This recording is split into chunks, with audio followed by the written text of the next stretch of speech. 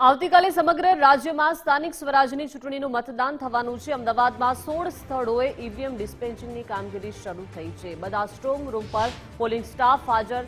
4257 મતદાન મથકો પર પોલીસ તૈનાત। સંવેદનશીલ મથકો પર ચુસ્ત પોલીસ બંદોબસ્ત ગોઠવવામાં આવ્યો છે। આવતીકાલે સવારે 7 વાગ્યાથી સાંજે 6 વાગ્યા સુધી મતદાન થવાનું છે।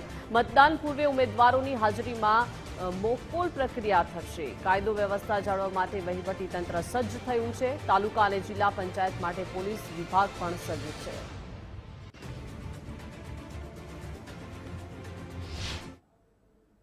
મતદારે મતદાન કરવા માટે જે તે વિસ્તારની કોર્પોરેશન અથવા તો નગરપાલિકા વિસ્તારમાં જે તે વોર્ડની મતદાર યાદીમાં એનું નામ છે કે નહીં એના આધારે એ મતદાન કરી શકશે। જે વોર્ડમાં અથવા વિસ્તારમાં એનું મતદાર યાદીમાં નામ હશે ત્યાંથી એ વ્યક્તિ મતદાન કરી શકે છે।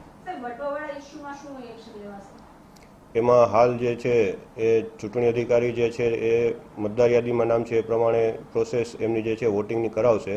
મતદાર યાદીમાં નામ એનું કઈ રીતે આવેલું છે, શું આવેલું છે એના માટે અલગથી એક તપાસ ચાલી રહી છે, જે પૂર્ણ થયા બાદ એના વિશે વિશેષમાં કહી શકાય।